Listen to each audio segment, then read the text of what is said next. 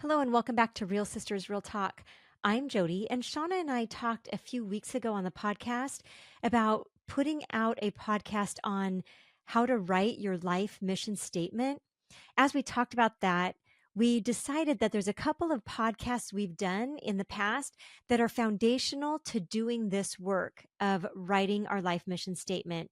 And so today we're going to do a re-listen of episode 7 titled Discovering Our Values. And as you do that work, if you're willing to lean in and really write out your values and process that out, it'll really help understand the podcast we'll do in 2 weeks on writing our life mission statement. I want to also encourage you, if you'd like to do a little bit further work on values, you can also listen to episode 6, which was titled Values versus Ideals. And it kind of helps us discern the difference of our values or what we kind of wish our values were, but what we're truly living into right now. So we hope you enjoy this re-listen of episode 7, Discovering Our Values. Shauna and Jody here with Real Sisters Real Talk. We're glad to have you joining us as we talk about growing in our faith with God. Hey, it's Real Sisters Real Talk. I'm Shauna, that's Jody, and we are so glad that you are here.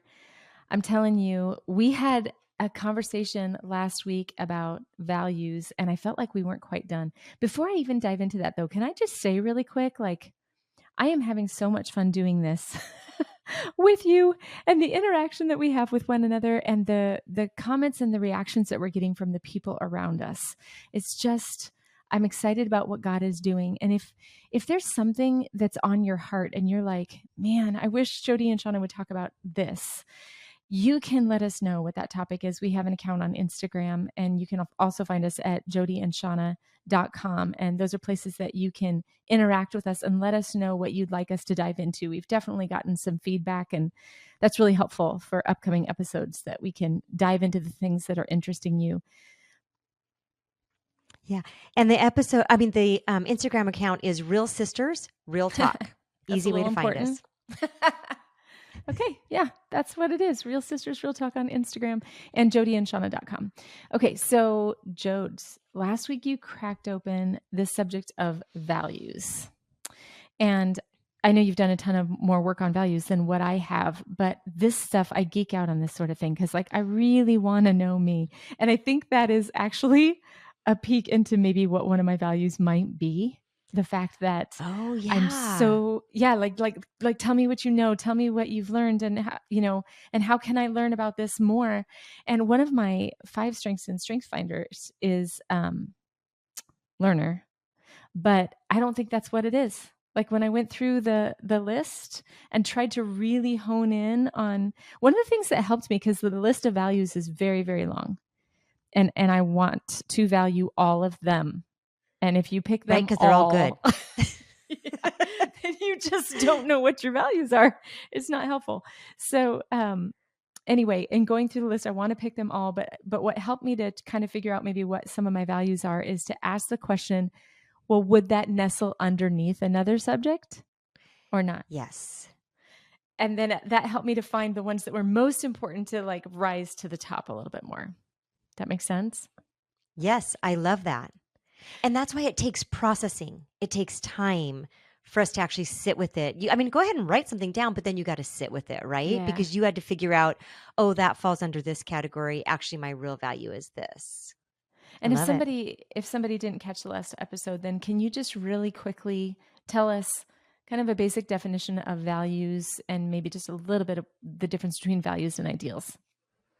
Yeah. So a value is like our deeply held belief, the thing that we process out of, the thing we make decisions from.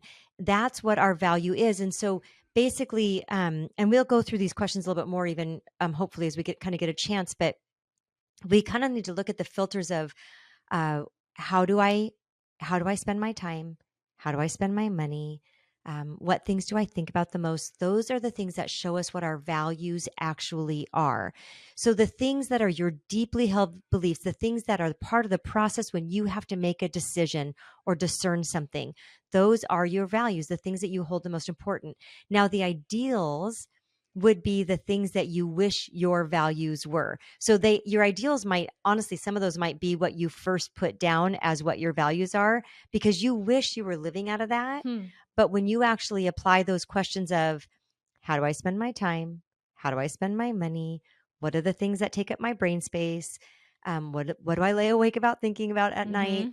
When we actually process through those filters, we realize these are not the values I'm living out of. Another way that I kind of explain it is, for me, the way that I've really been able to tell values is, if I have to make a decision, an important decision, what is the first thing that comes to mind? And so I shared in a previous podcast, when I finally realized that my family had become an idol, when I realized, when I was faced with a decision, my first filter was, how does this impact my family? And my second filter was, is this what God is inviting me into? And that's how I realized that I had created an idol, and I needed to get that in the proper perspective. Yeah, because the first question was family, not God. Right. Exactly. And so when we look at like how we process a question, so really evaluate, when you're discerning something, how do you process what is the right decision to make? And that will show you what your true values are. And that can be a really good thing, but that can also be an unhealthy thing. And let me just kind of unpack what I'm thinking when I say that. Like, one of my values, I think, because I'm just learning, right? But as I step into this, I think one of my values is meaningful connection. Like, it's super, super important to me to connect with you. And one of the ways that surfaced for me, to be totally honest, this past week was I got really, really annoyed in a situation where somebody disagreed with me, and so they just turned me off.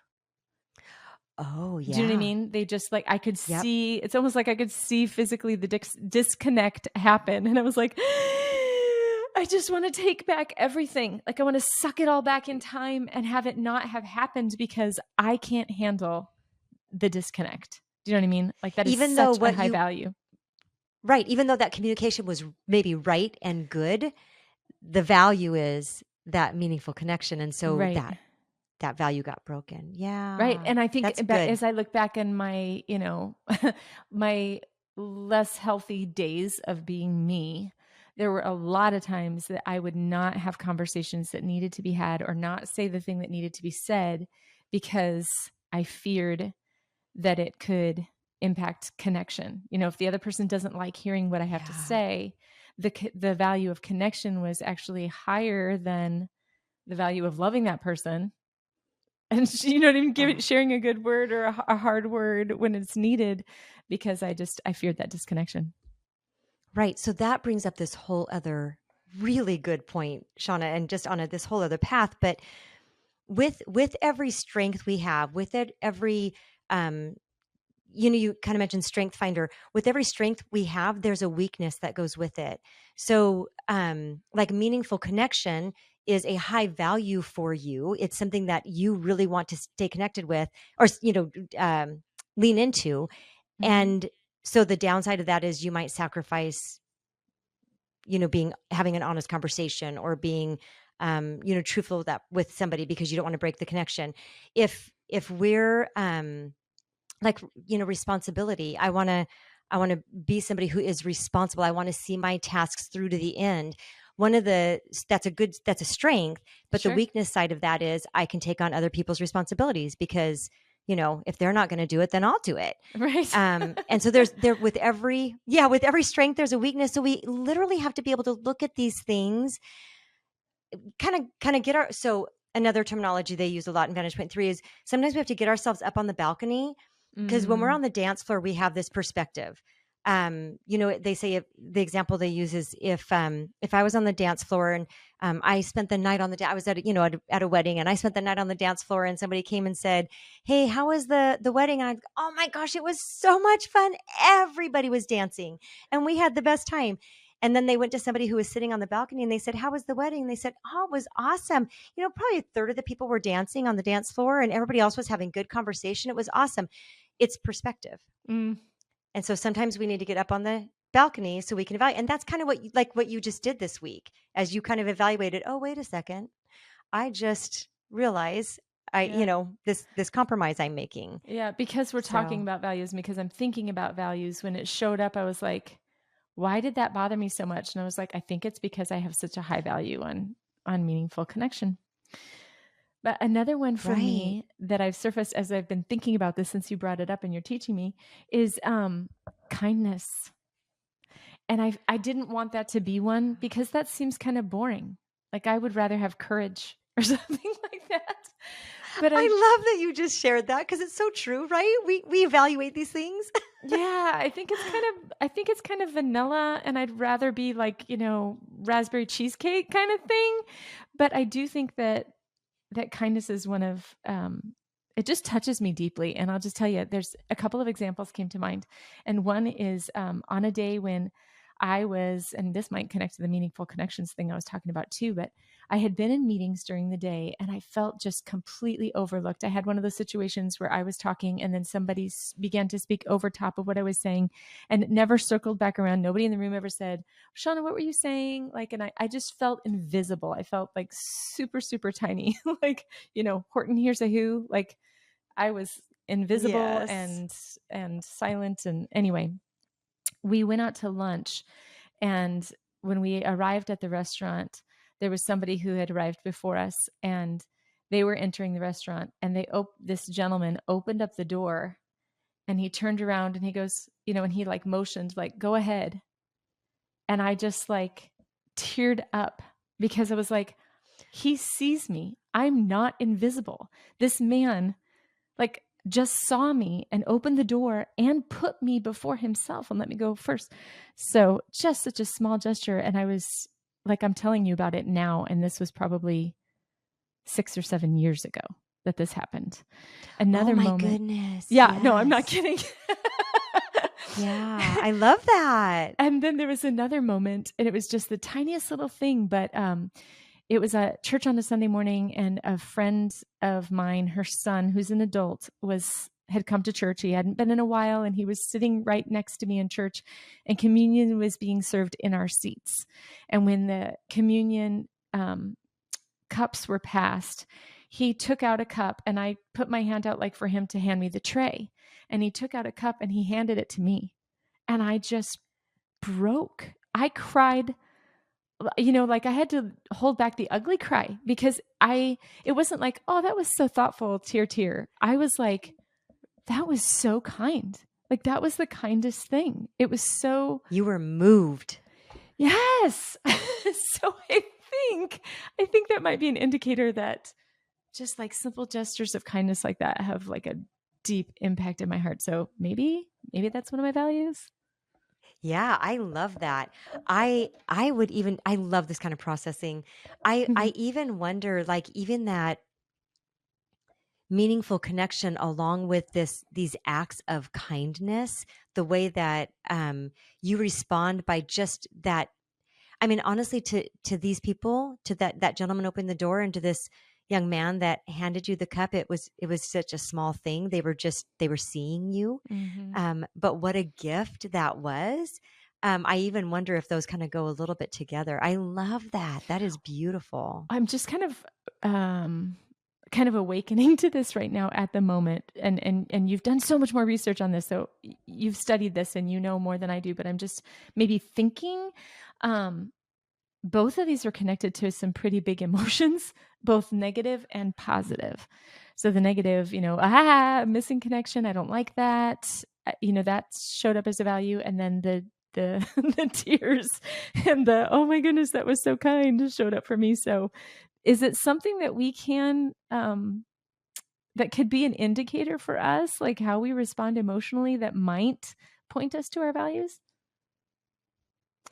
Oh, I don't, that's a good question.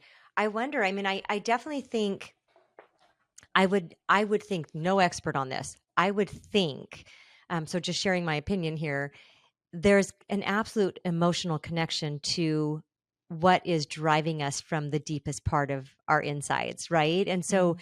there's an emotional response when that value is not respected, or we have not lived into that value, and there's probably an emotional response, when we do, or when we see that in somebody else, because it gives into that. So I would certainly think that that would have some impact. Even I wonder if, like, just in thinking in line of the kindness, we talked last episode about a little bit about the giving a description to the word. So like I talked about, family, we can just put family as a value. But for me, time with my family is a value. I want to be present with them and I want to spend time with them. And that's a high value. So in this kindness thing, I almost wonder, and it'd be fun to just kind of press into this with you, if it's more of an act of kindness, because kindness is kind of a general term. Mm-hmm. But for you, if it's an act of kindness, or is it a kindness in seeing you? Yeah, that's it. Right? So, but do you see the difference? Like, I could just say, just a general kindness, Right. but this is it's specific, and so it's really fun when you can really zero in on the very specifics of what it is that is a high value, and you're gonna sacrifice other things for this.